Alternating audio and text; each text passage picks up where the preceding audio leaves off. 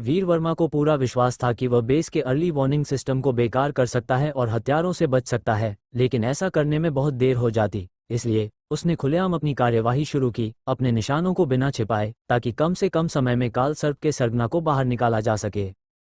काल सर्प का सरगना भागना चाहता था, लेकिन यह असंभव था। ये काल सर्प का बेस था, और इस तरह का संगठन दुश्मन को खत्म करने के लिए अपनी पूरी ताकत लगा देता, न कि अपना बेस छोड़कर भाग जाता। क्या हुआ? गोलियों की आवाज क्यों आ रही है? क्या कोई दुश्मन बेस में घुस आया है? लेकिन ये कैसे संभव है? श्वेता का चेहरा सदमे से पीला पड़ गया था। ऐसी अप्रत्याशित स्थिति ने उसे स्तब्ध कर दिया था। उसके मन में कई प्रश्न उठ रहे थे। काल सर्प का बेस कैसे उजागर हो सकता है, और एक दुश्मन का घुस आना, यह असंभव बात हो रही थी। एक ऐसी सच्चाई जिसे श्वेता तुरंत स्वीकार नहीं कर पा रही थी। सरगना, यह क्या हो रहा है? 3 आदमी पूरी तरह से उलझन में, अत्यंत चकित थे। उसी क्षण एक आदमी दौड़ता हुआ अंदर आया और सूचना दी, सरगना, एक दुश्मन ने हमला कर दिया है। कौन सा संगठन? कितने लोग हैं? श्वेता ने जल्दी से पूछा। बस एक खुरदुरा सा आदमी है, हुलिये को देखते हुए। हमारे दुश्मन ऐसे नहीं दिखते, उस आदमी ने तत्काल कहा। एक आदमी। तीनों हत्यारे और भी हैरान हो गए। बेस के सभी निकास बंद कर दो, जमीन पर मौजूद लोगों को सूचित करो कि वे सभी दिशाओं पर नजर रखें, और जो कोई भी पास आए उसे बिना किसी दया के मार दिया जाए। श्वेता ने आदेश दिया। चलो उस व्यक्ति से मिलते हैं और देखते हैं कि क्या उसके 3 सिर और 6 हाथ उगाए हैं। तारांकन बेस के गलियारे में वीर ने एक सबमशीन गन पकड़ रखी थी। गोलियों की बौछार के साथ खून के छींटे उड़ रहे थे, लाशें जमीन पर गिर रही थीं। उसके हाथ में बंदूक ऐसी लग रही थी जैसे जीवित हो, जहां निशाना लगाता वहीं लगती। हर गोली एक घातक ब्लेड बन जाती, जो एक हत्यारे की जान ले लेती। काल सर्प के लोग एक बार गोली लगने पर केवल घायल नहीं होते थे, बल्कि तुरंत मर जाते थे। वीर की बंदूक तेज, सटीक और निर्दयी थी। हर गोली एक मौत, हर गोली जानलेवा। मारो, धत तेरे की, उसे मेरे लिए मार डालो। गोली मारो उसे, गोली मारकर खत्म कर दो। धत तेरे की, यह अजूबा कहाँ से आया है? यह इतना भयानक कैसे है? हर गोली एक आदमी को मार सकती है। धत तेरे की, ये तो बहुत अविश्वसनीय है। काल सर्प के लोग भयभीत थे। ऐसे दुश्मन ने उनके दिलों में अभूतपूर्व भय पैदा कर दिया था। उनकी गोलियां वीर के शरीर तक पहुंच ही नहीं पा रही थीं, और हर बार जब वीर गोली चलाता तो उनकी तरफ का एक आदमी बिना चीखे ही मर जाता। ऐसे दृश्यों ने उन्हें पहले ही डर से कंपा दिया था। लड़ाई अभी शुरू ही हुई थी, और वे दुश्मन को खत्म करने के लिए अपनी संख्या का उपयोग करना चाहते थे, लेकिन जमीन उनके साथियों की लाशों से पटी पड़ी थी। हथगोले, उसे उड़ा दो, किसी ने चिल्लाया, और हवा में हथगोले उड़ने लगे, जो उस क्षेत्र को ढक रहे थे जहां वीर था। रैट टैट टैट, वीर ने गोलियां चलाईं। गोलियों की एक कतार हथगोलों पर निशाना साध रही थी। गोलियां सटीक रूप से हथगोलों के रास्ते की ओर बढ़ीं। बूम बूम बूम, विस्फोटों के साथ आग और गर्म लहरें उठीं, और विनाशकारी धुआं फैल गया। आह आह आह! काल सर्प के हत्यारे जो किनारे पर थे, वे भी प्रभावित हुए, और जो घायल हुए वे दर्द से कराह उठे।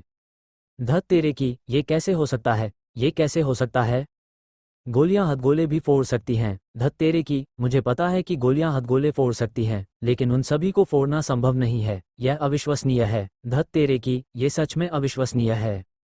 काल सर्प के लोगों की आत्मा कांप उठी। वीर की प्रदर्शित शक्ति जितनी भयानक थी, उतना ही भयानक सदमा वह उन्हें दे रहा था। आगे बढ़ो और उसे गोलियों से भून दो, काल सर्प के लोगों ने चिल्लाया, और 1 दर्जन से अधिक लोगों ने एक लाइन बनाकर वीर पर हमला कर दिया। गोलियों की गर्जना के साथ वे दर्जनों लोग एक पल में मरकर गिर पड़े। जब श्वेता लड़ाई के स्थान पर पहुंची तो उसने सभी मृतकों पर एक नज़र डाली और दुखी महसूस किया। सरगना, अब हमें क्या करना चाहिए?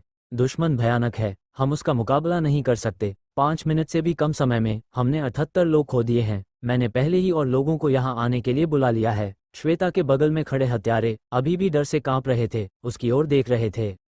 श्वेता ने अपनी आंखें थोड़ी सिकोड़ लीं, ये जानना चाहती थी कि अब क्या करना है। आखिर दुश्मन है कौन? श्वेता ने धैर्य से पूछा। मुझे नहीं पता, हत्यारों ने सच सच उत्तर दिया। निकम्मे, इतने लोग मर गए, और तुम्हें हत्यारे की पहचान तक नहीं पता। 3 हत्यारों में से एक तुरंत गुस्सा हो गया और डांटते हुए बोला, गोली चलाना बंद करो, इससे केवल और मौतें होंगी। चलो हम खुद इस व्यक्ति की ताकत का अनुभव करते हैं। तीनों हत्यारों ने खुद कार्रवाई करने का फैसला किया।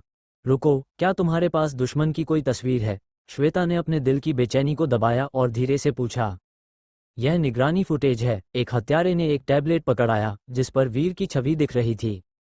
यह वो है। स्क्रीन पर व्यक्ति को देखते ही श्वेता पूरी तरह से स्तब्ध रह गई। सरगना, क्या आप उसे जानती हैं?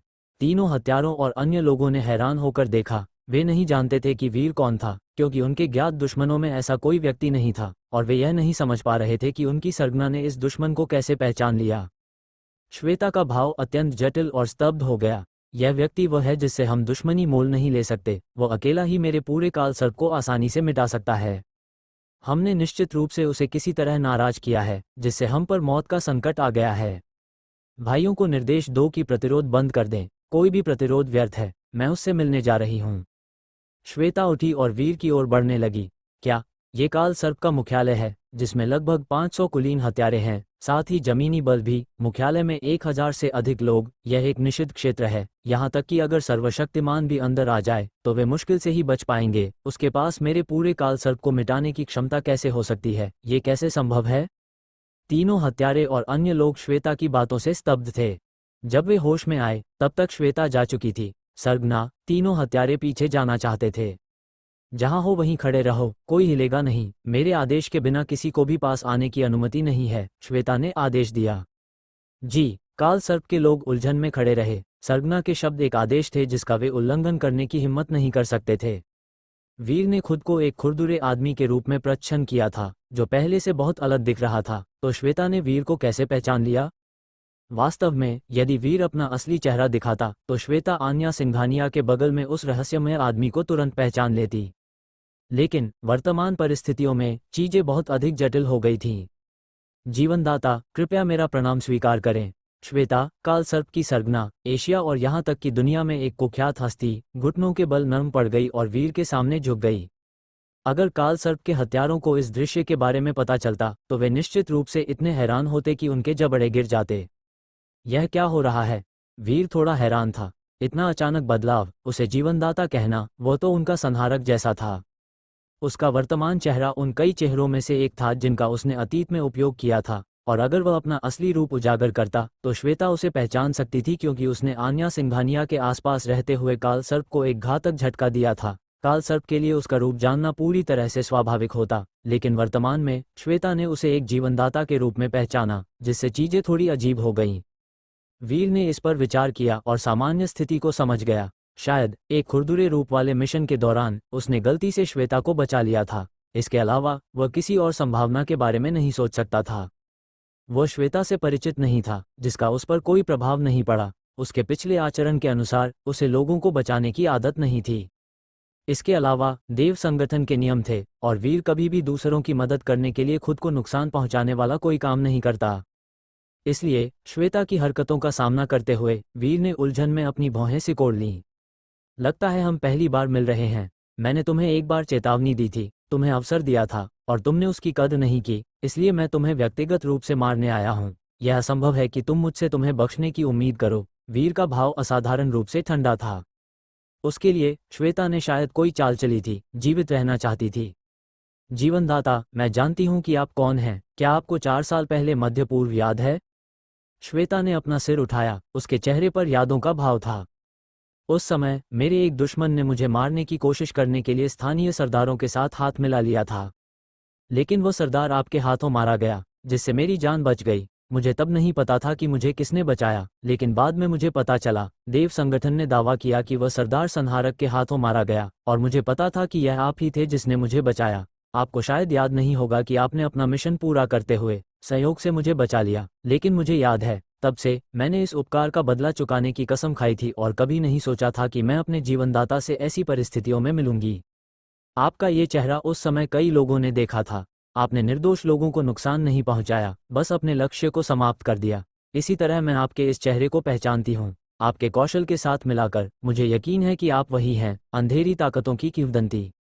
श्वेता ने अतीत की एक घटना का उल्लेख किया, जो संहारक को जानने का उसका एकमात्र मौका था। तब से वह जानती थी कि जिस व्यक्ति ने उसे बचाया था वह दुनिया की किंवदंती, अंडरवर्ल्ड का राजा, संहारक था। उसे ये भी पता चला कि उसके सामने ये खुरदुरा चेहरा उन चेहरों में से एक था जिसका संहारक अक्सर इस्तेमाल करता था। वह जानती थी कि वह संहारक को जानने के योग्य नहीं थी, इसलिए वह केवल इस जीवन रक्षक उपकार को अपने दिल में रख सकती थी। उसने कभी नहीं सोचा था कि संहारक उसके इलाके में मारने आएगा। संहारक ने देव संगठन के लगभग सभी उच्च स्तरीय सदस्यों का सफाया कर दिया था और तब से संहारक, जिसे राष्ट्रीय नेताओं द्वारा देव की उपाधि से नवाजा गया था, बिना किसी निशान के गायब हो गया। किसी भी व्यक्ति या संगठन के पास संहारक के बारे में कोई जानकारी नहीं थी।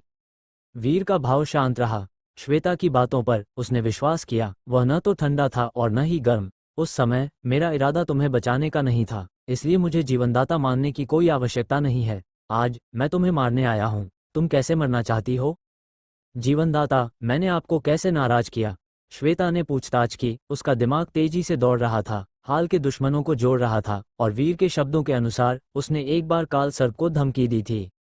ऐसा करने वाला केवल एक ही व्यक्ति था और एकमात्र घटना तब हुई जब हिमव्याघ्र को पकड़ा गया था और काल सर्प के बेस को हिमव्याघ्र के फोन से एक कॉल आया था, लेकिन आवाज वीर की थी। तो उपरोक्त का विश्लेषण करने के बाद वह तुरंत समझ गई। तो आप संहारक हैं।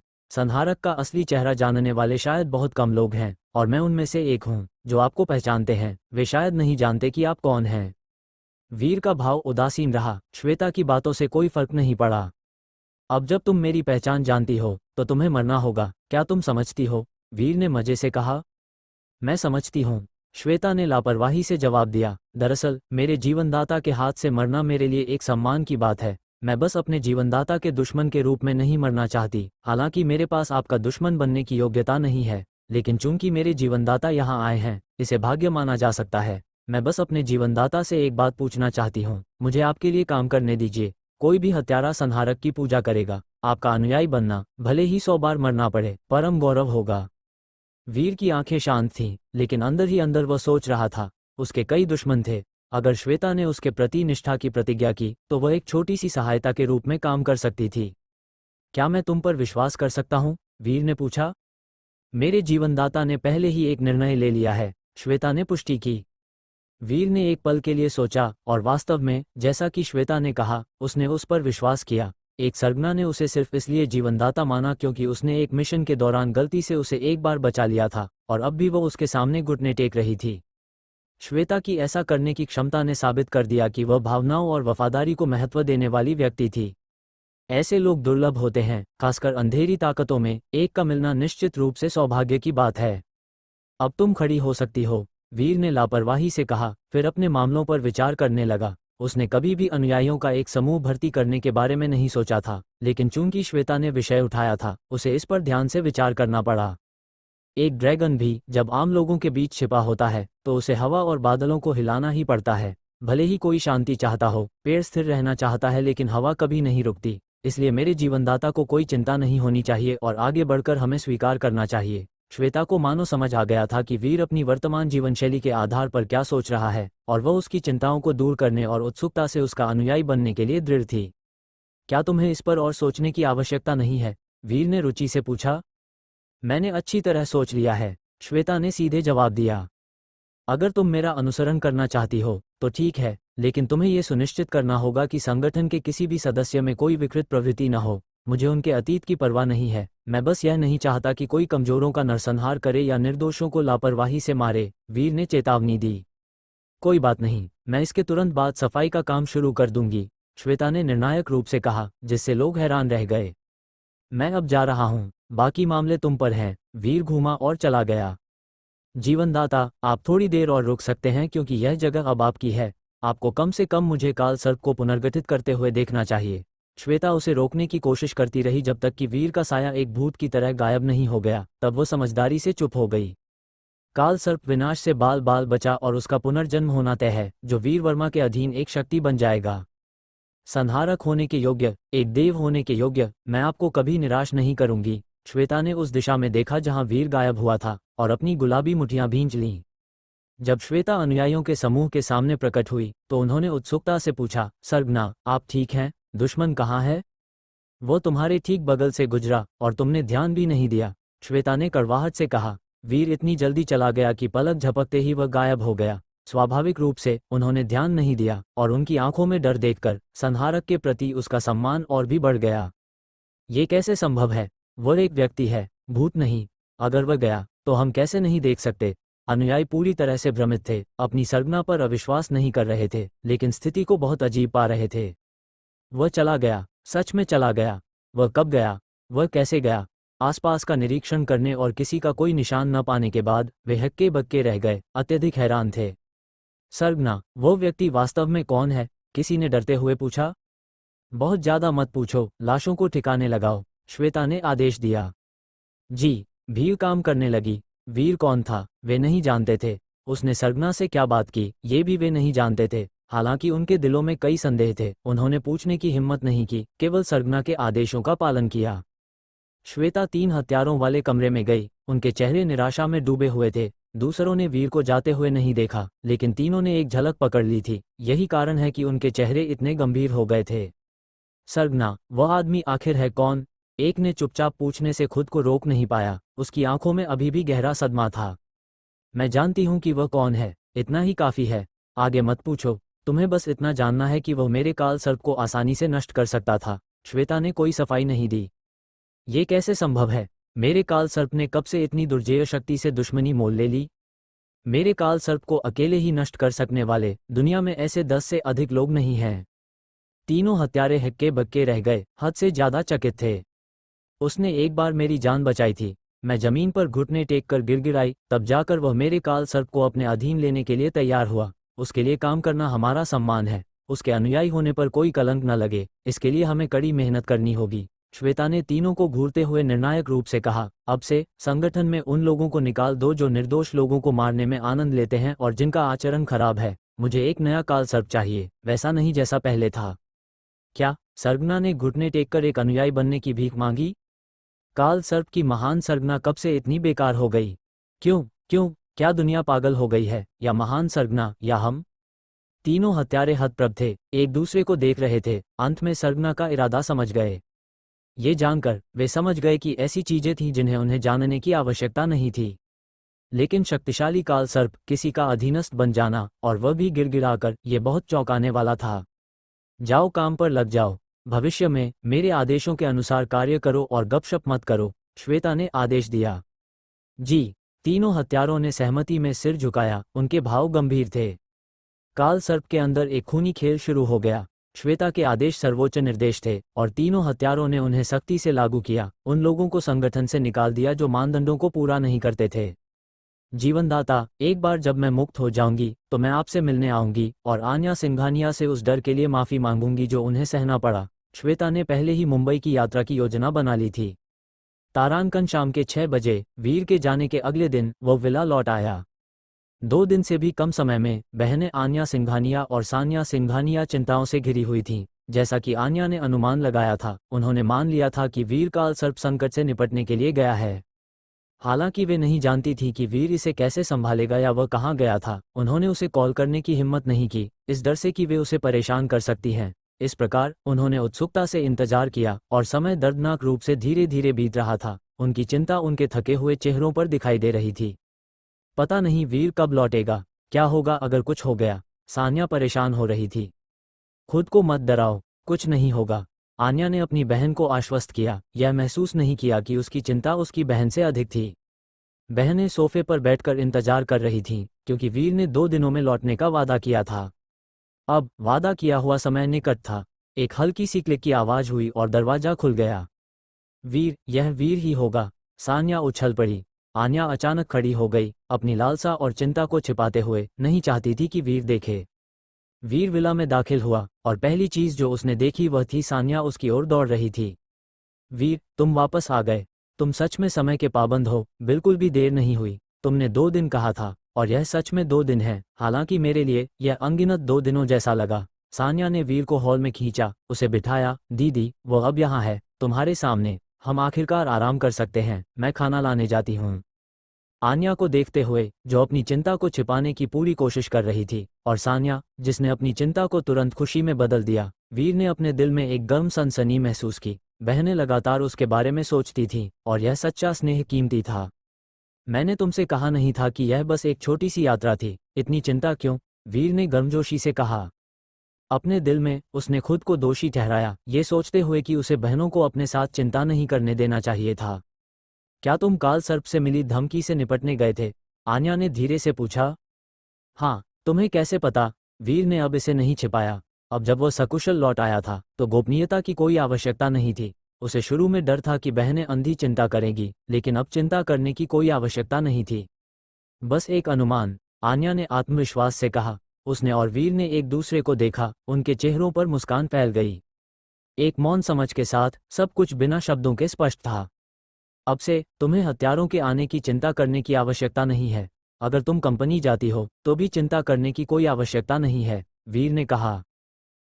मैं कल कंपनी जाऊंगी और तुम्हें साथ ले जाऊंगी। तुम वैसे भी हमारी कंपनी में कभी नहीं गए हो। आन्या ने वीर को पूरी तरह से परिवार माना। कंपनी अब हमारी थी। ठीक है, वीर ने सिर हिलाया। आन्या का कंपनी में काम संभालना बहुत सारी परेशानियों से बचा सकता था। जब से काल सर्प के हत्यारे दिखाई दिए थे, वह संभावित हत्याओं को रोकने के लिए कंपनी नहीं गई थी। अब इन मुद्दों के बारे में चिंता करने की कोई आवश्यकता नहीं थी। जीजू, अब से घर पर मैं तुम्हें अच्छी तरह से खिलाने और तुम्हें गोल मटोल बनाने के लिए जिम्मेदार हूँ। सान्या ने वे व्यंजन परोसे जो उसने पहले से तैयार किए थे, वीर से जल्दी खाने का आग्रह करते हुए। गोल मटोल, तुम मुझे क्या समझती हो? वीर ने झुंझलाकर कहा। हे, तुम कुछ भी सोचो, ये सब तुम्हारे भले के लिए ही है ना? सान्या ने शरारती मुस्कान के साथ छेड़ा। पानी पियो। आन्या ने भी उसकी देखभाल की। ठीक है, वीर खुशी खुशी मान गया। दोनों बहनें रुचि से देख रही थीं, उनके चेहरों पर मुस्कान फैल गई जब वीर ने एक शानदार रात का खाना खाया। रात के खाने के बाद तीनों ने टीवी देखा और बातें की। सान्या ने अपनी जिज्ञासा व्यक्त की। वीर, क्या तुमने सच में काल सर्प का मामला निपटा दिया? मैंने सुना है कि काल सर्प काफी कुशल है, उसने कई हत्यारों को प्रशिक्षित किया है, फिर भी तुमने अकेले ही उन सबसे निपट लिया। न केवल सान्या की आंखें जिज्ञासा से चौड़ी हो गईं, बल्कि आन्या ने भी एक जिज्ञासु नजर डाली। एक व्यक्ति का एक हत्यारे संगठन से निपटना, ये काफी बड़ी बात थी। नहीं, मैं काल सर्प के सरगना के साथ बैठकर बात करने गया था और सब कुछ सुलझा लिया, वीर ने गंभीरता से कहा।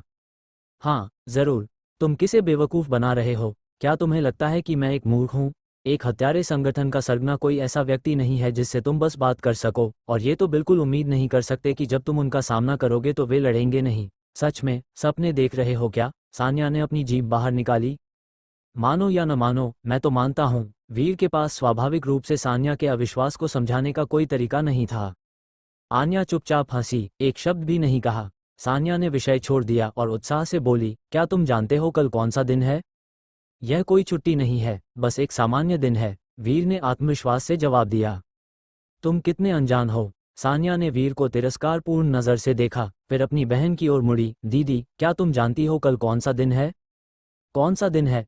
आन्या ने हैरान होकर पूछा। दीदी, तुम भी वीर की तरह ही अनजान हो। सान्या ने तिरस्कार दिखाया। उन्हें अनुमान लगाने का मौका दिए बिना उसने जोर से घोषणा की, कल तुम दोनों के मिलने की 1 महीने की सालगिरह है। मैंने तुम्हारे लिए रोमानिया रेस्तरां में एक टेबल बुक कर दी है। याद रखना, कल दोपहर काम से छूटने के बाद खाने पर जाना।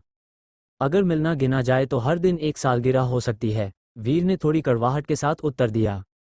आन्या का चेहरा थोड़ा लाल हो गया। वो अच्छी तरह जानती थी कि रोमानिया रेस्तरां जोड़ों के लिए एक जगह थी।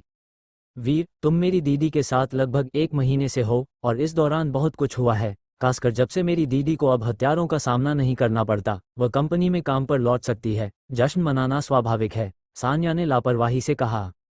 वीर ने ध्यान से सोचा, यह महसूस करते हुए कि उसने कभी भी आन्या के साथ बाहर ठीक से खाना नहीं खाया था। एक बार खाने जाने में कोई हर्ज नहीं था। इसके अलावा सान्या ने पहले ही टेबल बुक कर दी थी, जाने के अलावा कोई चारा नहीं था। इस इशारे को निराश नहीं कर सकते थे। 2 दिन घूमने के बाद तुम थक गए होगे, साफ सफाई करके जल्दी आराम करो। आन्या अपनी बहन को आराम करने के लिए ले गई। एक खामोश रात बीत गई। अगले दिन वीर और आन्या जल्दी कंपनी के लिए निकल पड़े। रास्ते में आन्या ने मजे से कहा, मेरे पास एक सुझाव है, पता नहीं कहना चाहिए या नहीं।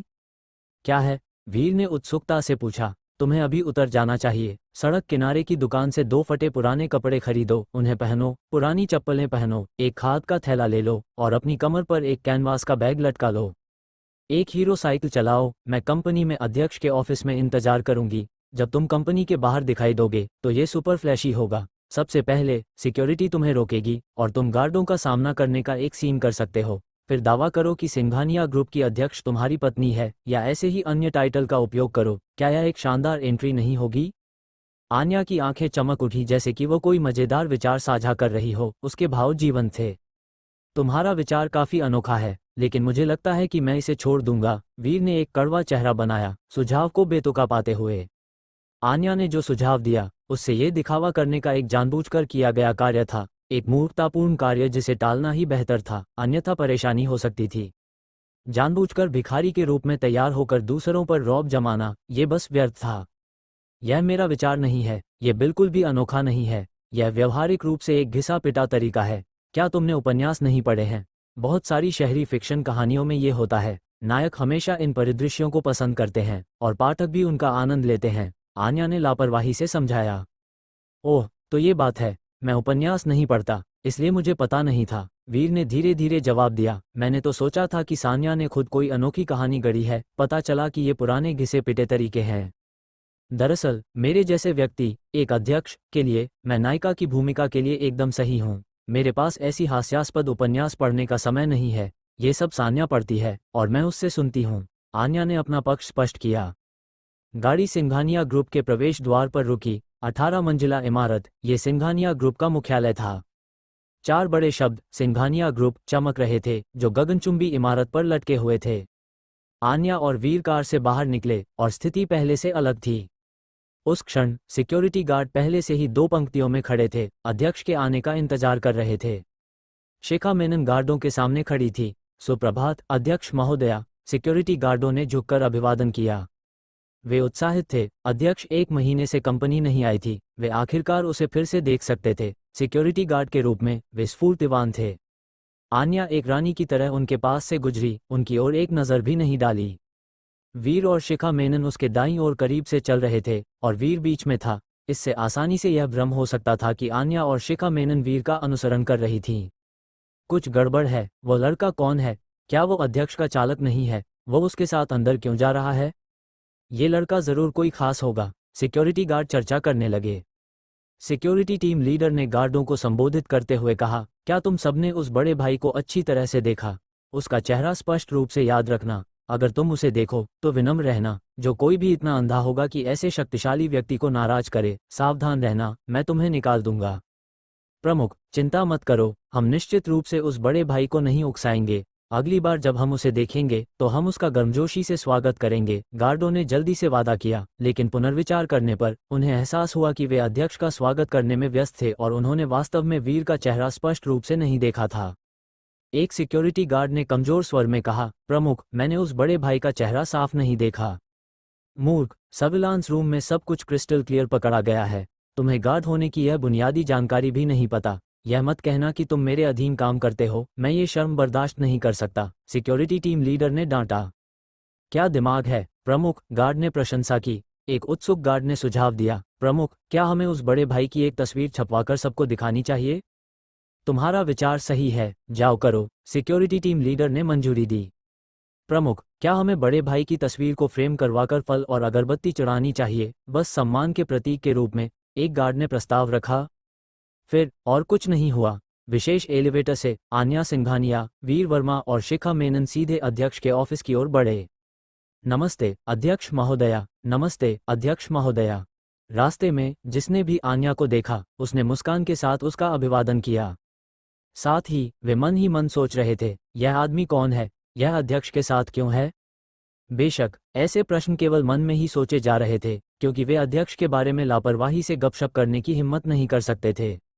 अध्यक्ष का ऑफिस। शिखा मेनन ने रिपोर्ट किया, अध्यक्ष महोदया, जिनलू खाड़ी प्रोजेक्ट को एजेंडे में शामिल कर लिया गया है और आपको व्यक्तिगत रूप से इस बैठक की मेजबानी करनी होगी। ठीक है, मैं पहले तैयारी कर लेती हूँ और 10 मिनट में बैठक करूंगी, आन्या ने कुशलता से कहा। मैं विभाग प्रमुखों को सूचित कर दूंगी और उन्हें बैठक में शामिल होने के लिए कहूंगी। शिखा मेनन ने कॉल करना शुरू कर दिया। हमारे पास कॉफ़ी और चाय है, तुम क्या लेना चाहोगे? आन्या ने वीर की ओर देखा, चूंकि तुम यहाँ पहली बार आए हो, तुम अब से मेरे सलाहकार होगे। अगर तुम्हारी रुचि है तो तुम कंपनी के बारे में जान सकते हो। अगर तुम्हें बोरियत महसूस हो तो बेझिझक टहलने जा सकते हो। तुम अपना काम करो, मेरी चिंता मत करो।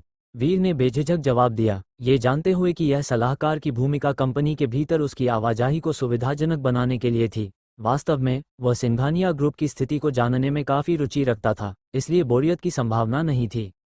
आन्या बैठक करने के लिए शिखा मेनन के साथ चली गई। अध्यक्ष के ऑफिस में वीर अकेला रह गया। वो अध्यक्ष की मेज पर बैठ गया, कंप्यूटर खोला और ब्राउज करना शुरू कर दिया। सबसे पहले वो सिंघानिया ग्रुप की स्थिति की एक सामान्य समझ चाहता था। सिंघानिया ग्रुप बहुत बड़ा है, इसके तहत कई उद्योग श्रृंखलाएं संचालित होती हैं, वास्तव में एक सर्वशक्तिमान कंपनी है।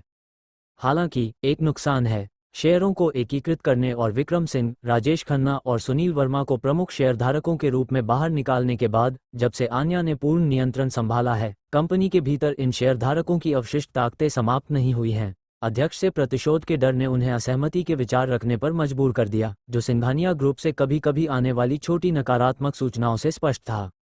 जल्द ही वीर के आन्या के सलाहकार होने की खबर जंगल की आग की तरह पूरी कंपनी में फैल गई। क्या तुमने अध्यक्ष के ऑफिस में उस आदमी के बारे में सुना है? हाँ, मैंने सुना है। इसे सुने हुए कुछ समय हो गया है। वे कहते हैं कि इस आदमी को अध्यक्ष ने एक सलाहकार के रूप में नियुक्त किया है। सिंघानिया ग्रुप के लिए एक सलाहकार काफी सक्षम होना चाहिए। कौन जानता है कि वो वास्तव में सक्षम है या नहीं? तुम्हें क्या लगता है कि उसके और अध्यक्ष के बीच क्या रिश्ता है? कहना मुश्किल है। वह न केवल अध्यक्ष के ऑफिस पर कब्जा कर चुका है, बल्कि उसने इसे अपना क्षेत्र बना लिया है। अध्यक्ष की विशेष कुर्सी पर आराम किया है, अध्यक्ष के विशेष कंप्यूटर के साथ खेला है, अध्यक्ष की विशेष मेज पर बैठा है और अध्यक्ष की विशेष कॉफी पी है। मुझे लगता है कि यह व्यक्ति कुछ खास होना चाहिए। कंपनी के कर्मचारियों से विभिन्न चर्चाएं फैल गईं, बड़ी और छोटी। हर बातचीत अध्यक्ष के ऑफिस के अंदर के आदमी पर केंद्रित थी। वे वीर की उत्पत्ति और पहचान के बारे में अस्पष्ट थे और यह शब्द उनके बीच एक निजी सहमति बन गया था। बेशक अध्यक्ष के निजी मामलों के बारे में गपशप के संबंध में सभी ने केवल सतह को छुआ और ज्यादा बात नहीं की। वे सभी जानते थे कि अध्यक्ष के दो बड़े चाहने वाले थे जो पहले अक्सर कंपनी के प्रवेश द्वार पर अपनी उपस्थिति दर्ज कराते थे। पिछले महीने अध्यक्ष हालांकि कंपनी नहीं आए और दो चाहने वाले भी नहीं आए, लेकिन ये कल्पना की जा सकती है कि इन दो चाहने वालों का कंपनी में आना समय की बात थी, क्योंकि ये दोनों आन्या के करीब आने का कोई मौका नहीं छोड़ेंगे। खट खट खट, अध्यक्ष के ऑफिस का दरवाजा खटखटाया गया। अंदर आ जाओ, वीर ने मेजबान की तरह कहा। हे, एक कोमल हंसी के साथ पेशेवर पोशाक में एक महिला ऑफिस में चली आई। रिया, तुम यहाँ क्यों? वीर चौंक गया, उसकी आंखें चौड़ी हो गईं और वह अवाक रह गया। ये समझ नहीं पा रहा था कि रिया वर्मा यहाँ क्यों थी। भले ही रिया को आन्या द्वारा हेड ऑफिस में स्थानांतरित कर दिया गया हो, उसे पता होना चाहिए था, लेकिन अजीब तरह से उसे एक भी जानकारी नहीं मिली थी। यह अजीब था, वास्तव में अजीब था। भाई, मैं क्यों नहीं हो सकती? तुम्हारे चेहरे के भाव से तुम काफी हैरान लग रहे हो। रिया हंसी, कुछ दस्तावेज लेकर वीर के पास आए। कृपया आकर बैठो। वीर तेजी से उठा, रिया को बैठने के लिए आमंत्रित करते हुए। तुम क्या पीना चाहोगी? मैं तुम्हारे लिए डालता हूँ। तकलीफ मत करो, अगर दूसरों ने देख लिया तो मैं कंपनी में कैसे रह पाऊंगी? रिया आसानी से हंसी। यह अच्छा नहीं होगा अगर सहकर्मी मुझे नीची नज़र से देखें कि मेरे पीछे कोई है। यह अध्यक्ष का ऑफिस है, सामान्य रूप से यहाँ कोई नहीं आता। इसके अलावा आन्या एक बैठक की मेजबानी कर रही है, इसलिए और भी कम लोग यहाँ आएंगे। वीर ने रिया को अपने बगल में बिठाया, फिर एक कप कॉफी डाली। चाचा के पैर कैसे हैं? उसकी चिंता मत करो, वह पहले से ही चल सकता है, जल्दी ठीक हो रहा है, रिया ने लापरवाही से कहा। यह अच्छा है, वीर ने सिर हिलाया। यह वित्तीय रिपोर्ट है, मंत्री ने मुझे इसे देने के लिए कहा। बाद में कृपया अध्यक्ष को इसे देखने देना। रिया ने पहले आधिकारिक काम का उल्लेख किया। वह अब वित्त मंत्री की सहायक है। उसने विश्वविद्यालय में जो पढ़ा था वह अकाउंटिंग था और अब वह इसका उपयोग कर रही है। वीर ने रिपोर्ट को एक तरफ रख दिया। स्थिति के बारे में पूछताछ करने के बाद उसे पता चला कि रिया को 3 दिन पहले मुख्यालय में वित्त मंत्री के सहायक के रूप में स्थानांतरित कर दिया गया था। कंपनी में अध्यक्ष के ऑफिस में उस आदमी के बारे में अफवाहें फैली हुई हैं। ये सभी के बीच एक विषय बन गया है। मैंने तुरंत अनुमान लगाया कि यह तुम हो। उम्मीद नहीं थी कि तुम सच में आराम से होगे, अध्यक्ष के समर्पित ऑफिस में बैठे होगे, कॉफी पी रहे होगे। यह एक आरामदायक जीवन होना चाहिए। रिया खिलखिलाई। बिल्कुल नहीं, मेरे पास अभी बहुत कुछ करने को है। कम से कम मुझे पहले कंपनी की स्थिति को समझने की जरूरत है ना? वीर ने लाचारी से कहा। अध्यक्ष तुम पर बहुत मेहरबान है, तुम्हें आसमान तक पहुंचा रही है। तुम दोनों कितनी दूर तक आगे बढ़े हो? रिया ने रुचि से पूछा। मैं भी उसके लिए बहुत अच्छा हूँ। ठीक है, वीर ने बचाव किया। जहां तक रिश्ते की बात है, तुम बेहतर है कि इसमें शामिल न हो। तुमने अभी तक अपने मामले नहीं सुलझाए हैं और मेरे मामलों में झांकने की हिम्मत कर रही हो। कितनी बेशर्म हो। अभी भी मुझसे राज रख रहे हो। क्या इसका कोई मतलब है? रिया ने अपनी आंखें घुमाई, फिर कहा, मुझे पता है, आज दोपहर तक तुम और अध्यक्ष एक कपल्स रेस्टोरेंट में कपल्स मील के लिए जा रहे हो, है ना? मुझे नहीं पता। वीर सच में नहीं जानता था। तब तक तुम्हें पता चल जाएगा। रिया ने एक चंचल मुस्कान दी, फिर कॉफ़ी पी, घूमी और चली गई। भाई, अलविदा, मैं तुम्हारी अच्छी खबर का इंतजार करूंगी।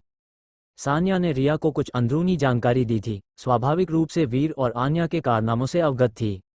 वीर ने इसके बारे में सोचा और समझ गया, सान्या का खाने पर जाने का मतलब बस यही था। वो कुटिलता से हंसने से खुद को रोक नहीं सका। लेकिन ये सब अच्छा है, चाहे वह कपल्स मील हो या कुछ और, ये सिर्फ एक भोजन है। इसमें हैरान होने की क्या बात है। दरअसल मन ही मन वह काफी उत्सुक था। कॉन्फ्रेंस रूम, सिंघानिया ग्रुप के सभी विभागों के प्रमुख और सुपरवाइजर मौजूद थे। मैं स्वर्ण खाड़ी प्रोजेक्ट के महत्व पर विस्तार से नहीं बताऊंगी। एक आरामदायक टूरिस्ट रिजॉर्ट बनाने के लिए इस जमीन को हासिल करना कंपनी के लंबे समय के विकास के लिए महत्वपूर्ण है, इसलिए इन दिनों हमारा मुख्य लक्ष्य इस प्रोजेक्ट को जीतना है। आन्या सिंघानिया ने सीधे मुद्दे की बात करते हुए कंपनी के सामने खड़ी सबसे कठिन चुनौती का उल्लेख किया।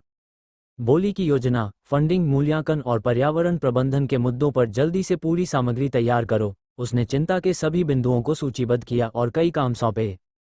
असल में जिन दिनों आन्या कंपनी में नहीं थी, पूरे समय सबका ध्यान स्वर्ण खाड़ी प्रोजेक्ट पर ही था। फिर शिखा मेनन ने स्वर्ण खाड़ी के संबंध में स्थिति और हुई प्रगति का परिचय दिया।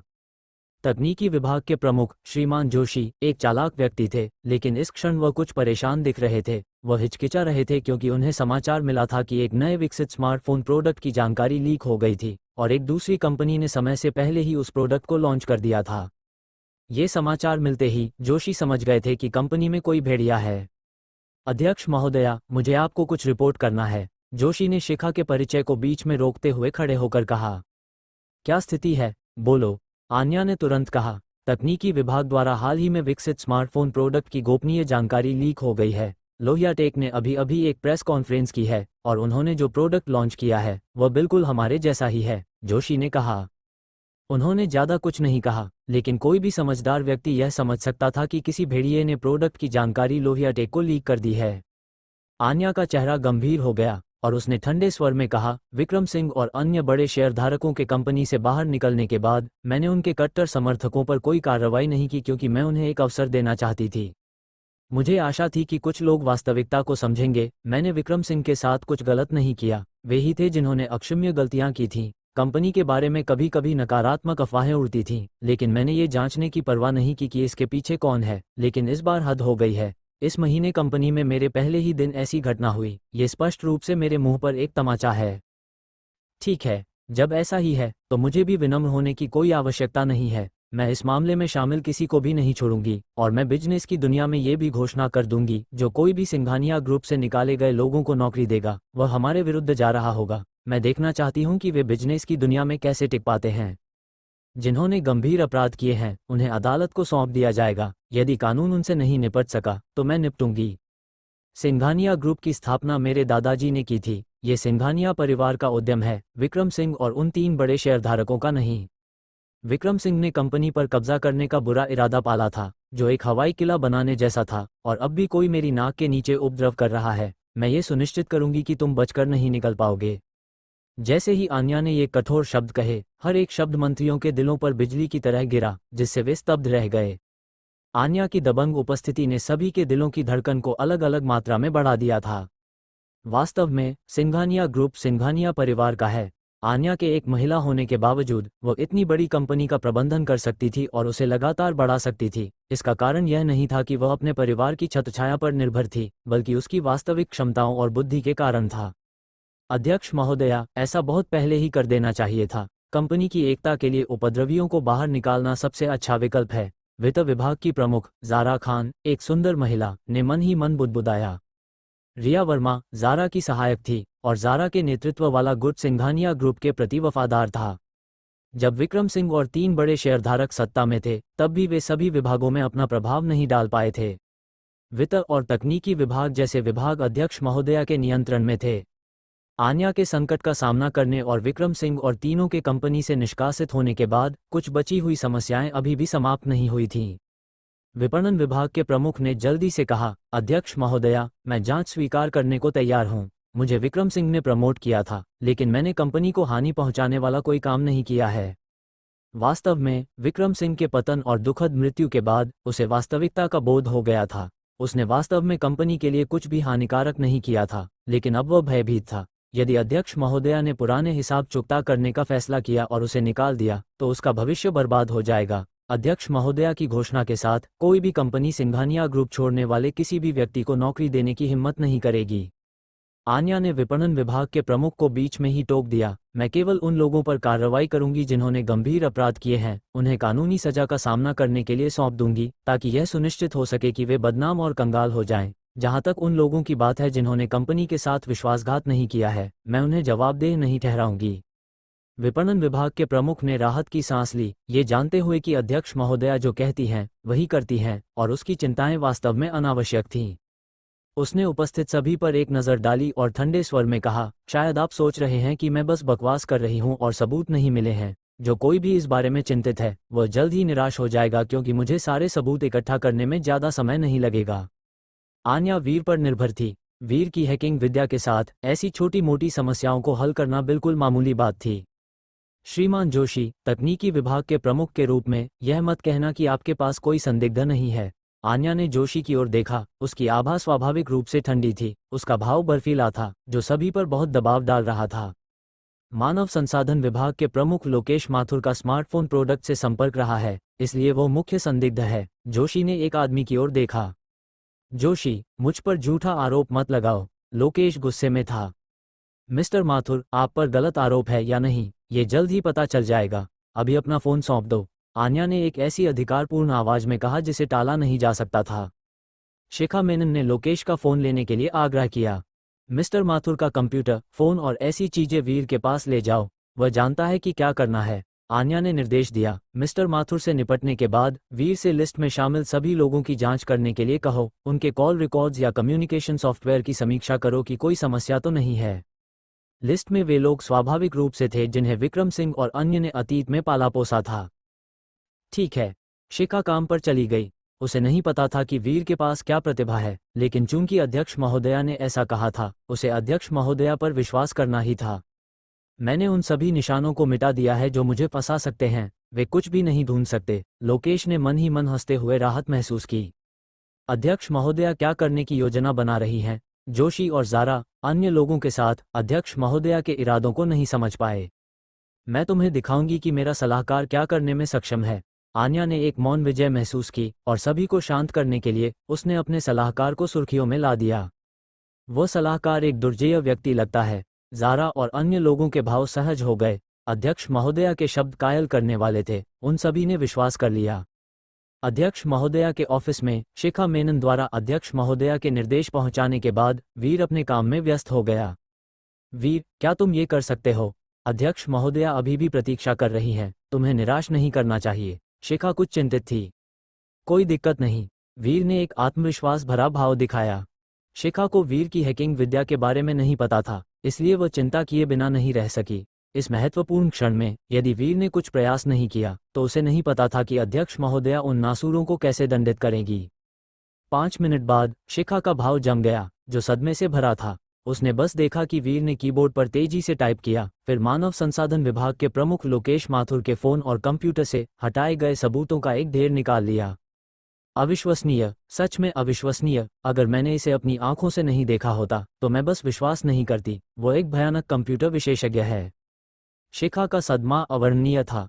उसने कुछ सांसें लीं, कंपन को दबाया और सुन्न होकर आग्रह किया, लोकेश के आपराधिक सबूतों को प्रिंट कर दो। मैं इसे पहले अध्यक्ष महोदया के पास ले जाऊंगी। दूसरे नामों की भी जांच करो, बिल्कुल भी बड़ी समस्याओं को हाथ से जाने मत देना। वो जल्दी से कॉन्फ्रेंस रूम में गई और सबूत आन्या को सौंप दिए। अध्यक्ष महोदया, हो गया, इन सामग्रियों को देखिए।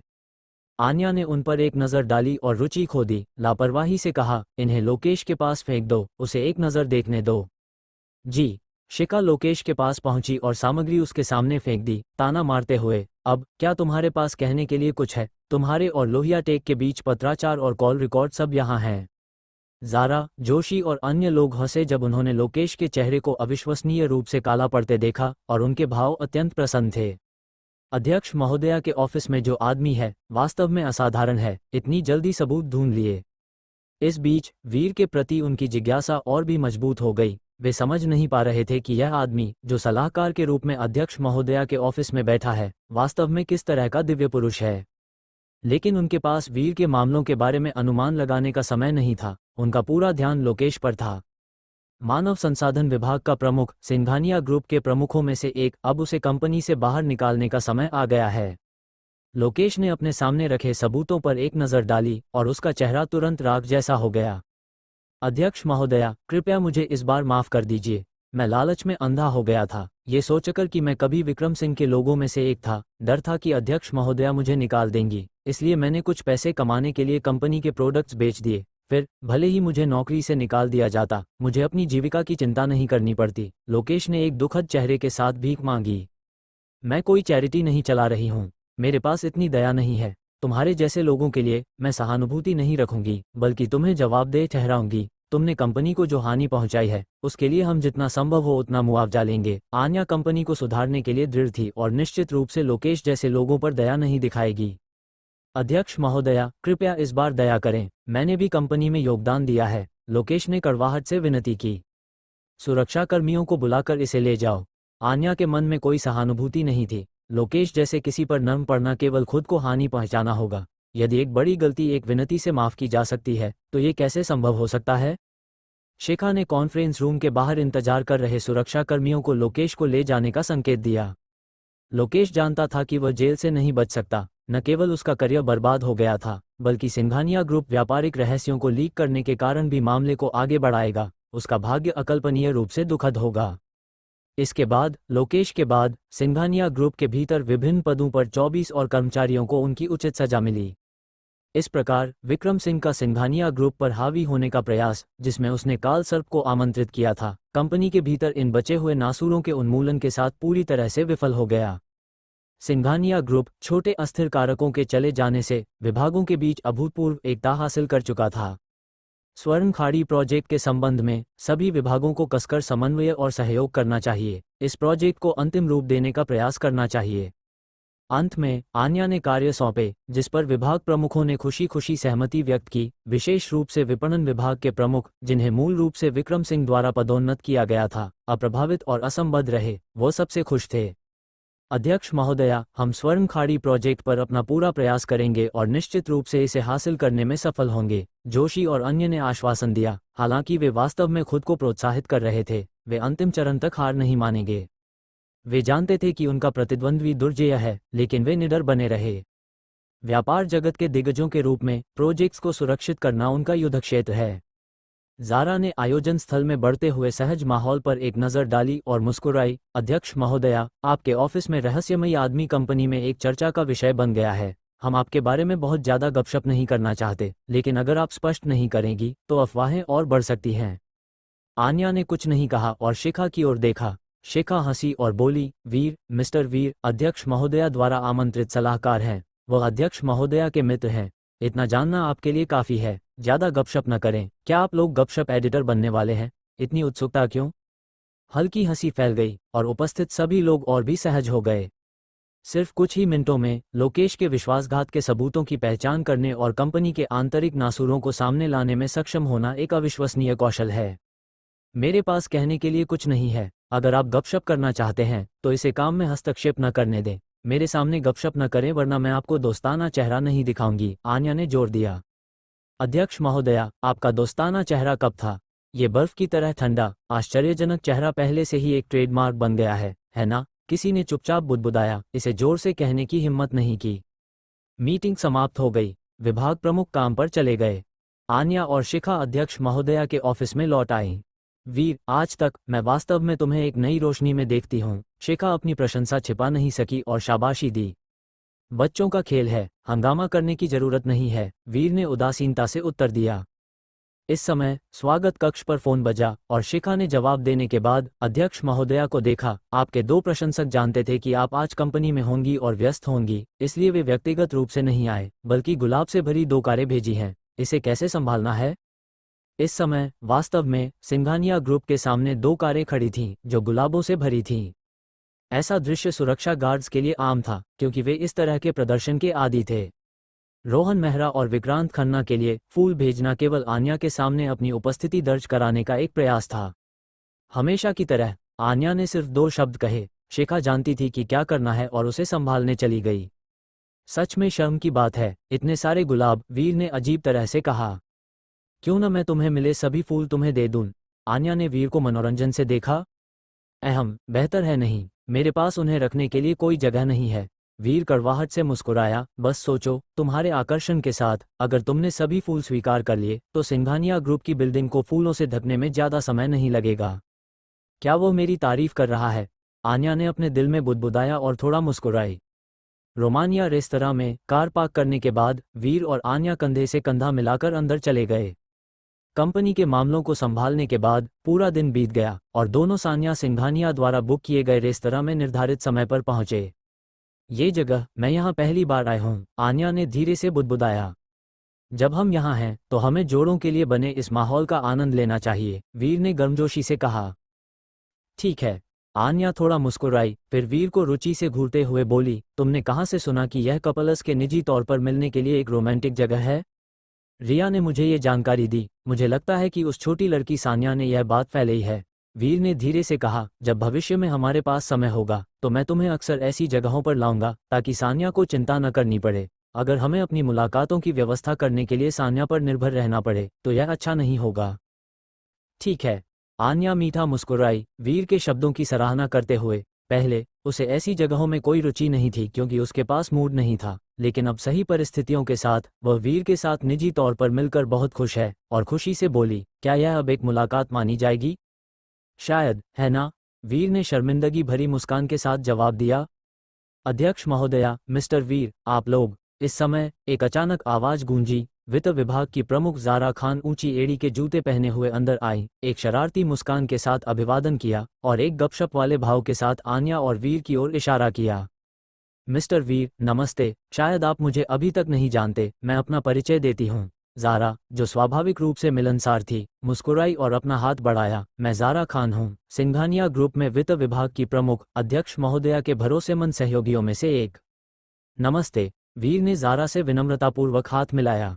ज़ारा शब्दों से परे हैरान थी। रोहन मेहरा और विक्रांत खन्ना ने इतने लंबे समय तक अध्यक्ष महोदया का पीछा किया, अकेले भोजन करने का एक अवसर भी नहीं मिला। अध्यक्ष महोदया ने उन्हें नज़रअंदाज कर दिया, फिर भी वो अब रोमानिया रेस्तरां जैसी जगह पर एक आदमी के साथ दिखाई दे रही हैं। वह कैसे आश्चर्यचकित न होती? अध्यक्ष महोदया, क्या आप चुपके से मिस्टर वीर को डेट कर रही हैं? ज़ारा ने बड़ी उत्सुक आंखों से पूछा। अगर मैं कहूं कि हम बस यहाँ से गुजर रहे थे तो क्या तुम विश्वास करोगी? आन्या ने ज्यादा सफाई नहीं दी, ये जानते हुए कि जितना अधिक आप स्पष्ट करने की कोशिश करते हैं उतना ही बुरा होता है। ज़ारा के व्यक्तित्व के साथ भले ही आन्या यह मानने से इनकार करने की पूरी कोशिश करे कि वह वीर के साथ डेट पर है, ज़ारा विश्वास नहीं करेगी। इसके अलावा आन्या का ये कहने का कोई इरादा नहीं था कि वह वीर को डेट नहीं कर रही है। ज़ारा को जो सोचना है सोचने दो, सफाई देने की क्या जरूरत है? अध्यक्ष महोदया, आप मजाकिया हैं। ज़ारा मुस्कुराई और बोली, अध्यक्ष महोदया, आप और मिस्टर वीर अपने निजी समय का आनंद लें, मैं आपको परेशान नहीं करूंगी। अलविदा। ज़ारा चतुराई से चली गई। आन्या जानती थी कि सुबह होते ही, जैसे ही ज़ारा थोड़ा सा मुंह खोलेगी, कंपनी में हर कोई वीर के साथ उसकी मुलाकात के बारे में जान जाएगा और अधिक बढ़ा चढ़ाकर और रोमांटिक कहानियां अनिवार्य रूप से फैलेंगी। मिस सिंघानिया, मिस्टर वीर, नमस्ते।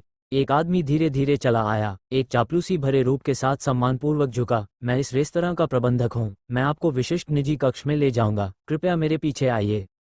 सान्या द्वारा बुक की गई जगह एक दोस्त के दोस्त द्वारा खोले गए रेस्तरां में थी। प्रबंधक को विवरणों की अच्छी तरह से जानकारी थी, इसलिए वो व्यक्तिगत रूप से प्रतीक्षा कर रहा था। धन्यवाद, वीर ने लापरवाही से कहा। आपका स्वागत है, मिस्टर वीर। प्रबंधक झुका। आन्या ने कुछ नहीं कहा और प्रबंधक के मार्गदर्शन में दोनों निजी कक्ष में दाखिल हुए। कृपया थोड़ा प्रतीक्षा करें, आपका भोजन शीघ्र ही परोसा जाएगा। कुछ सुखद बातें करने के बाद प्रबंधक चला गया। निजी कक्ष क्लासिकल और रोमांटिक था, शानदार ढंग से सजाया गया फिर भी आकर्षक था। लाफाइट वाइन, लाल मोमबत्तियां, पश्चिमी भोजन और संगीत के साथ। कृपया बैठिए, वीर ने एक कुर्सी पीछे खींची, आन्या को एक सज्जन की तरह बैठने का संकेत दिया। तुम्हें इतना सलीकेदार व्यवहार करते देख मुझे थोड़ी असहजता हो रही है, आन्या मूर्खता से खिलखिलाई और फिर बैठ गई। एक बार जब वेटर ने खाना परोस दिया तो वह चला गया। दोनों चुपचाप खाते रहे, भोजन का स्वाद लेते हुए। उनके दिल रोमांटिक माहौल में एक दूसरे से जुड़े हुए थे। उन्होंने ज्यादा बात नहीं की, हालांकि एक दूसरे पर उनकी नजरें मीठी और कोमल थीं। कुछ मिनटों के बाद ये शांतिपूर्ण दृश्य बाधित हो गया। अगर आप दोनों सज्जन इसी तरह जबरदस्ती अंदर आते रहे तो मैं पुलिस को बुला लूंगा, प्रबंधक ने चिंतित होकर लाचारी से धमकी दी।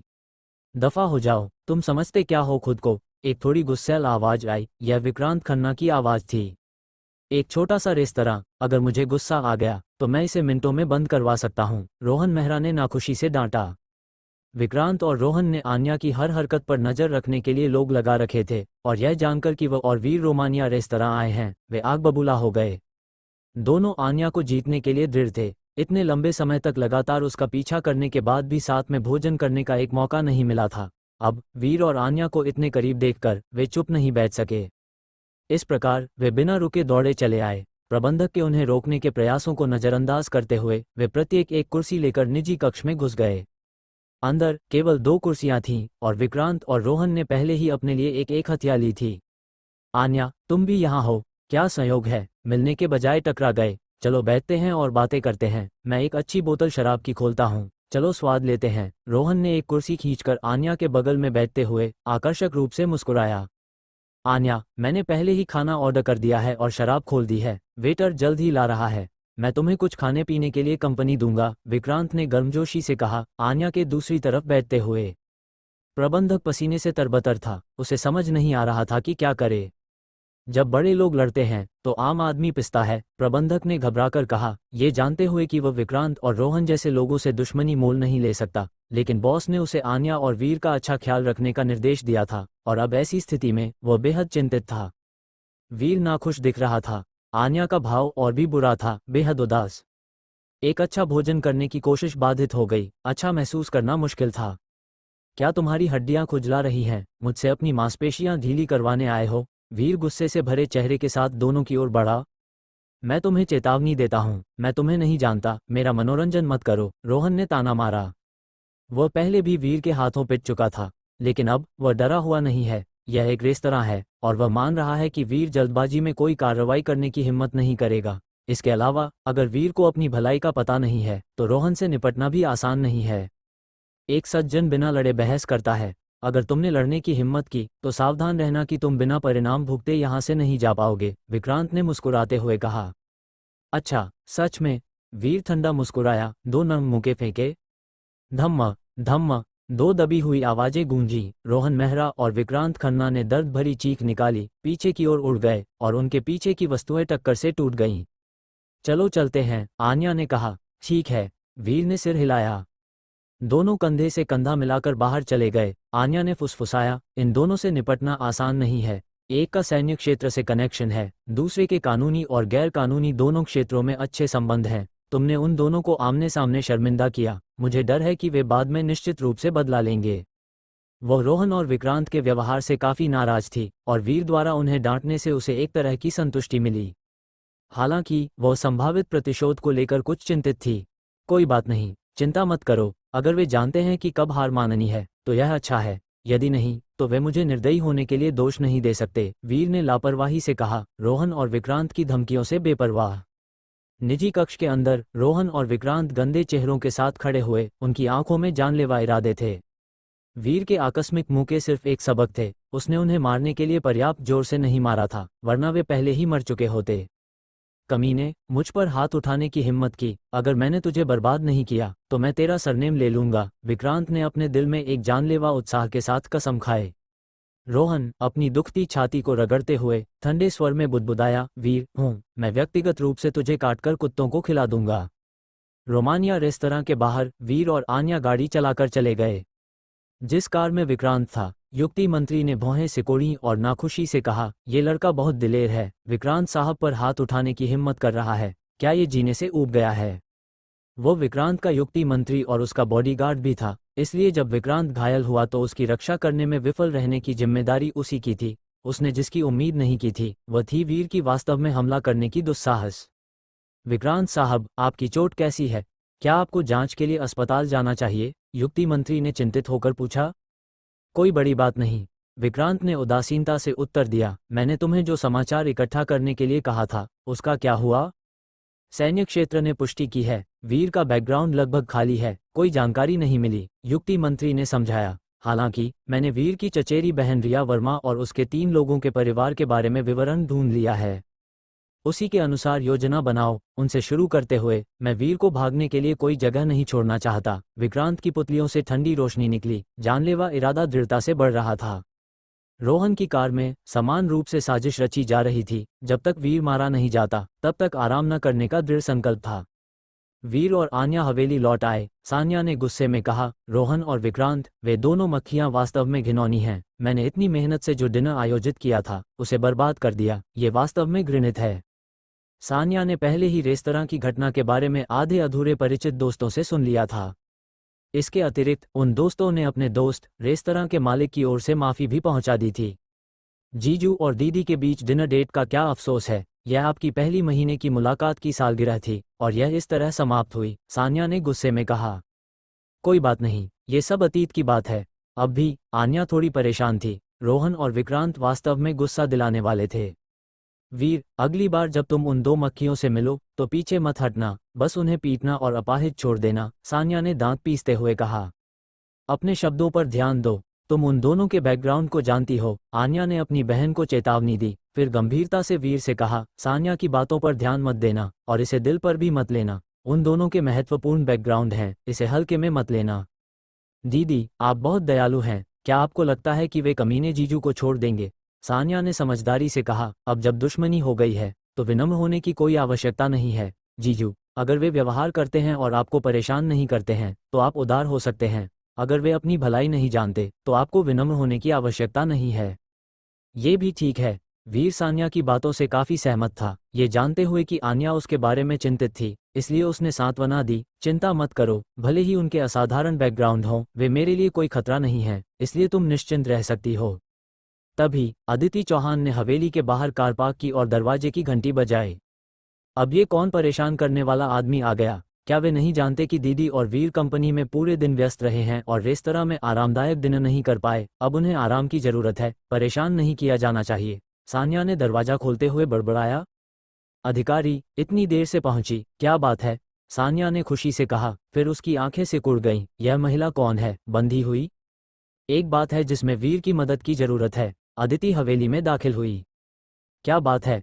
वीर ने उत्सुकता से पूछा। अदिति ने K8 की स्थिति के बारे में बताया। वास्तव में ये K8 प्रीति से बहुत मिलती जुलती थी, लगभग समान परिस्थितियों का अनुभव कर रही थी। K8 का असली नाम हंसा है। अदिति की पूछताछ के दौरान हंसा असाधारण रूप से शांत थी, प्रीति के विपरीत, जो अपनी पूर्व पहचान को ठंडेपन से नकारती थी, अपने अतीत को जानने की इच्छा रखते हुए संदेह रखती थी। हालांकि बचपन की वे यादें उसके दिमाग में लंबे समय से बंद थीं, जिन्हें याद करना मुश्किल था। अदिति ने वीर के बारे में सोचा। उसकी चिकित्सा विद्या के साथ प्रीति को ठीक करने में सक्षम होने के कारण हंसा को अतीत को याद करने में बहुत कम समस्या होनी चाहिए। इस प्रकार अदिति ने ये यात्रा की।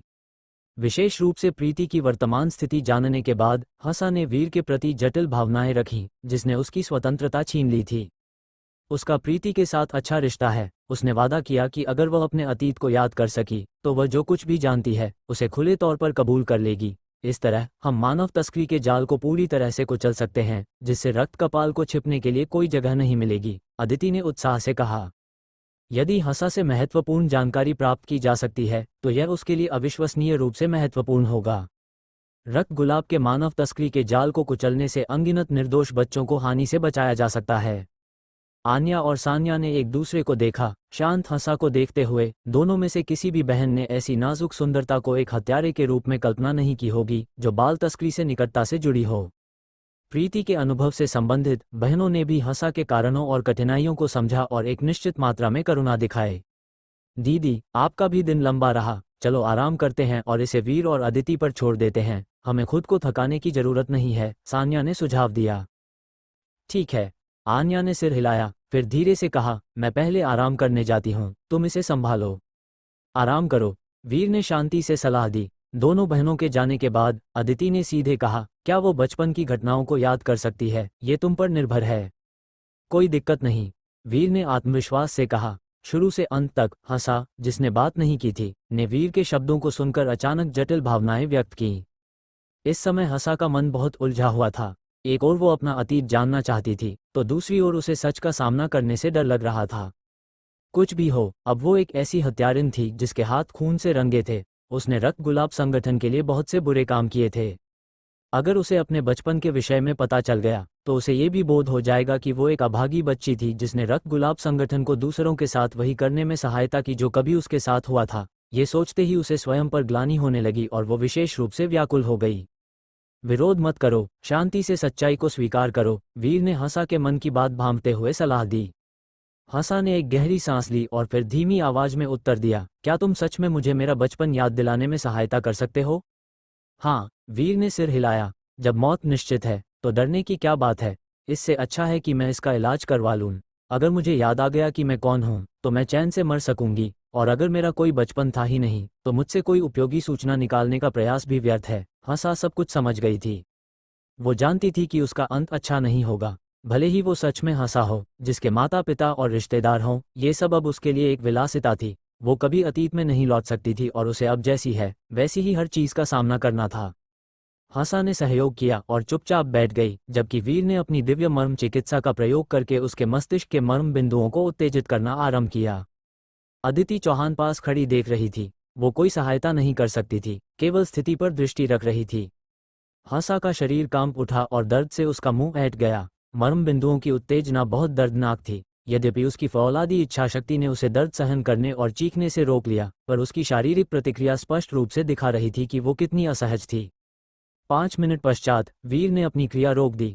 हंसा का चेहरा भावशून्य था, उसकी आंखें निर्जीव थीं, जैसे वो एक चलती फिरती लाश हो, सुन्न और भावनहीन। उसे सब याद आ गया था, धूल में दबी वो दर्दनाक यादें जिनमें बहुत दर्द छिपा था। उसे याद आया कि कैसे बचपन में दुष्ट लोगों ने उसे उठा लिया था और उसके माता पिता उसे फिर कभी नहीं ढूंढ पाए। वो कितनी भी डरी हुई क्यों न हो, उस पर निर्भर रहने के लिए कोई पारिवारिक प्रेम नहीं था, कोई सुरक्षित आश्रय नहीं था। वो एक अकेली अनाथ बन गई, एक ठंडे और बेरहम प्रशिक्षण केंद्र में एक खूनी हत्यारिन बन गई। अंत में हंसा को वो अतीत याद आ ही गया जिसे वो सबसे अधिक जानना चाहती थी, फिर भी खोजने से डरती थी। कैसा चल रहा है? इसकी प्रतिक्रिया देखकर तो ऐसा लग रहा है जैसे इसकी आत्मा ही खो गई हो, अदिति ने चिंतित होकर पूछा। अगर मैं गलत नहीं हूं तो इसे अपना अतीत याद आ गया है। कल्पना करो कि तुम एक मासूम छोटी लड़की से एक खूनी हत्यारिन बन जाओ और अचानक तुम्हें पता चले कि तुम्हारे साथ क्या हुआ था, तो तुम्हारी क्या प्रतिक्रिया होगी? वीर ने हंसा के चेहरे के बदलते भावों से उसके दुख का भार देख लिया था और वो समझ सकता था कि उसकी भावनाएं इस समय कितनी जटिल होंगी।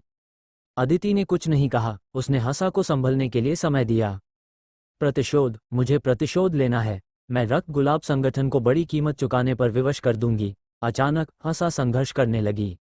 क्योंकि उसके हाथ पैर बंधे हुए थे, वो कितना भी संघर्ष कर ले जंजीरों से नहीं छूट सकती थी। हंसा जैसे किसी को बांधने के लिए कठोर तरीकों का ही प्रयोग करना पड़ता है, अन्यथा उसे रोकना संभव नहीं था। प्रतिशोध, क्या मजाक है? तुम्हारे पास प्रतिशोध लेने के लिए है क्या? रक्त कपाल के अधीन तुम सच में सबसे कुशल में से एक थीं, पर क्या पूरे रक्त गुलाब संगठन के भीतर तुम्हारे पास प्रतिशोध लेने की शक्ति है? वीर ने निर्दयता से उस पर चोट की। वो सच बोल रहा था, हवा में तीर नहीं चला रहा था। अदिति ने भी कठोरता से डांटा, तुम अभी जो कर सकती हो वो है हमारे साथ पूरा सहयोग करना, हमें दूसरे सदस्यों को पकड़ने में सहायता करना और फिर रक्त कपाल को न्याय के कटघरे में लाना। अगर तुम्हारा प्रदर्शन असाधारण रहा तो मैं तुम्हें ये बताने पर विचार कर सकती हूँ कि तुम्हारा परिवार कहाँ है और तुम्हारे माता पिता की स्थिति अब कैसी है। शायद तुम्हें उनसे मिलने भी दूं, अन्यथा मैं तुम्हारी किसी भी चीज में सहायता नहीं करूंगी। हंसा धीरे धीरे शांत हो गई, उसकी हत्या करने की इच्छा नियंत्रित हो गई, उसकी बर्फीली और खूनी पुतलियां शांत हो गईं। वो अदिति की बातें समझ गई थी। सच में अब उसके पास बदला लेने की क्या योग्यता थी? ये तो छोड़ ही दो कि वो विशाल रक्त गुलाब संगठन का सामना नहीं कर सकती थी। यदि बदला लेने का कोई अवसर होता भी तो यह आग में कूदने जैसा होता जिससे उसका अपना विनाश सुनिश्चित था। क्या वो रक्त गुलाब संगठन से प्रतिशोध लेने के लिए अपनी जान जोखिम में डाल सकती थी? क्या उसके पास यह अवसर था? उत्तर स्पष्ट था, ऐसा अवसर असंभव था। उसने जो अपराध किए थे उनके लिए 100 बार मरना भी कम था। अदिति उसे कैसे छोड़ सकती थी? अच्छा प्रदर्शन करो और अदिति के पीछे का संगठन उसे दूर से अपने परिवार की स्थिति पर एक दृष्टि डालने दे सकता है। ये पहले से ही एक वरदान था। मैं पूछना चाहती हूँ, तुम लोग मेरे साथ क्या करोगे? मुझे मरने देने के स्थान पर मुझे एक अवसर क्यों नहीं देते? मुझे रक्त गुलाब संगठन के विरुद्ध सब कुछ दांव पर लगाने दो। रक्त गुलाब संगठन बहुत बड़ा है, पर मैं उस प्रशिक्षण केंद्र को जानती हूँ जिसमें हम हैं। मैं उस स्थान को नष्ट करना चाहती हूँ। हंसा ने विनती की, आशा से भरी आंखों से अदिति को देखते हुए।